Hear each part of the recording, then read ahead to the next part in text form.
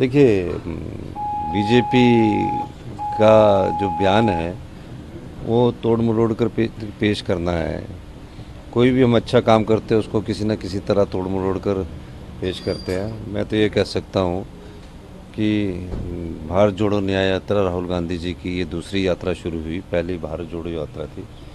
समाज के उन वर्गों के लिए न्याय जो रोज़गार से छूटे पड़े हैं, समाज के उन वर्गों के लिए न्याय जिनको किसी न किसी कारणवश किसी महंगाई का भी दंश झेल रहे हैं, और कैसे आगे बढ़ा जाए, सबको समानता मिले, इस दृष्टि से ये न्याय यात्रा है। और इसमें वो तकरीबन मणिपुर से लेकर पूरा 3000 से अब की ज़्यादा किलोमीटर को यात्रा करेंगे। तो ये एक अच्छी हम सब लोग उसमें शामिल होने के लिए जा रहे हैं। धन्यवाद सर। इसके अलावा सर, राम मंदिर को लेके कांग्रेस पे टैग लगा रही है बीजेपी कि आप एंटी राम पार्टी है, एंटी हिंदू, रीजनल हिंदू हैं। इस तरीके के टैग लग रहे हैं जैसे ही जब से वो हुआ है, और कुछ पार्टी के लीडर आपके कह रहे हैं कि हम जाएंगे। नहीं, ऐसा है, देखिए, पार्टी ने कहीं नहीं कहा कि हम नहीं जाएंगे। उन्होंने कहा कि भारतीय जनता पार्टी ने जो हमें निमंत्रण दिया है हम उस बैनर के तले नहीं जाएंगे। अगर वो भारतीय जनता पार्टी के जो नेता है, अगर वो निमंत्रण देते और उसका राजनीतिकरण करते तो वो गलत बात है। हम लोग तो सुबह सुबह उठ के राम की पूजा करते हैं, शाम को फिर धूप जलाते हैं। तो इस प्रकार के राजनीतिक चुनावों के समय इस प्रकार की राजनीति होती है। अभी तो हमें जो 22 तारीख को प्राण प्रतिष्ठा है, और भारतीय जनता पार्टी ने अभी हमें 14 दिन का वनवास दिया हुआ है। 14 दिन बाद जब भी हमें समय लगेगा हम जाएंगे। सर, निमंत्रण आएगा तो आप फिर जाएंगे या फिर खुद से जाएंगे बिना निमंत्रण के? देखिए, भगवान राम के दरबार में जाने के लिए किसी निमंत्रण की जरूरत नहीं है। अगर निमंत्रण नहीं भी आता है तो भी राम मर्यादा पुरुषोत्तम राम है, उनके आदर्शों पर चलने का हमारा दायित्व है। और हम हमेशा मंदिर जाने के अलावा घर में भी राम की मूर्ति है, और उनके जो बताई भी रामायण है उसको हम सब लोग बचपन से देखते आ रहे हैं। और उस समय देखते थे जब कांग्रेस की सरकार थी और रामायण उस समय प्रचलित होती थी टेलीविज़न पर।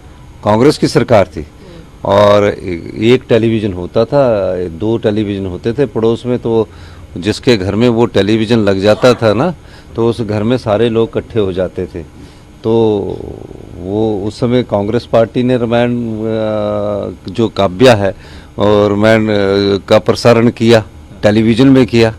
तो राजनीति में, लोकतंत्र में कई बार इस प्रकार की बातें आती रहती है, और साबित करने की कोशिश की जाती है कि राम हमारे साथ है, तो सबके साथ है। हर एक इंसान के दिल में राम का निवास है जो उनके आदर्शों को अपनाते हैं। धन्यवाद। जेपी नड्डा साहब का स्टेटमेंट। देखिए, बीजेपी का जो बयान है वो तोड़ मरोड़ कर पेश करना है। कोई भी हम अच्छा काम करते हैं उसको किसी न किसी तरह तोड़ मरोड़ कर पेश करते हैं। मैं तो ये कह सकता हूँ कि भारत जोड़ो न्याय यात्रा राहुल गांधी जी की ये दूसरी यात्रा शुरू हुई। पहली भारत जोड़ो यात्रा थी।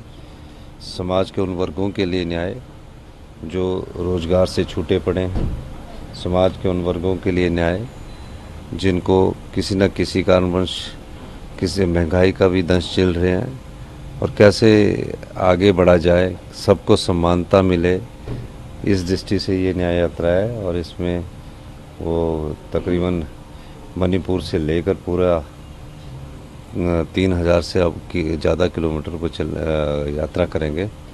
तो ये एक अच्छी हम सब लोग उसमें शामिल होने के लिए जा रहे हैं। धन्यवाद सर। इसके अलावा सर, राम मंदिर को लेके कांग्रेस पे टैग लगा रही है बीजेपी कि आप एंटी राम पार्टी है, एंटी हिंदू, रीजनल हिंदू हैं। इस तरीके के टैग लग रहे हैं जैसे ही जब से वो हुआ है, और कुछ पार्टी के लीडर आपके कह रहे हैं कि हम जाएंगे। नहीं, ऐसा है, देखिए, पार्टी ने कहीं नहीं कहा कि हम नहीं जाएंगे। उन्होंने कहा कि भारतीय जनता पार्टी ने जो हमें निमंत्रण दिया है हम उस बैनर के तले नहीं जाएंगे। अगर वो भारतीय जनता पार्टी के जो नेता है, अगर वो निमंत्रण देते और उसका राजनीतिकरण करते तो वो गलत बात है। हम लोग तो सुबह सुबह उठ के राम की पूजा करते हैं, शाम को फिर धूप जलाते हैं। तो इस प्रकार के राजनीतिक चुनावों के समय इस प्रकार की राजनीति होती है। अभी तो हमें जो 22 तारीख को प्राण प्रतिष्ठा है और भारतीय जनता पार्टी ने अभी हमें 14 दिन का वनवास दिया हुआ है। 14 दिन बाद जब भी हमें समय लगेगा हम जाएंगे। सर निमंत्रण आएगा तो आप फिर जाएंगे या फिर खुद से जाएंगे बिना निमंत्रण के? देखिए, भगवान राम के दरबार में जाने के लिए किसी निमंत्रण की जरूरत नहीं है। अगर निमंत्रण नहीं भी आता है तो भी राम मर्यादा पुरुषोत्तम राम है, उनके आदर्शों पर चलने का हमारा दायित्व है। और हम हमेशा मंदिर जाने के अलावा घर में भी राम की मूर्ति है और उनके जो बताई भी रामायण है उसको हम सब लोग बचपन से देखते आ रहे हैं। और उस समय देखते थे जब कांग्रेस की सरकार थी और रामायण उस समय प्रचलित होती थी टेलीविज़न पर। कांग्रेस की सरकार थी और एक टेलीविज़न होता था, 2 टेलीविज़न होते थे पड़ोस में, तो जिसके घर में वो टेलीविज़न लग जाता था ना तो उस घर में सारे लोग इकट्ठे हो जाते थे।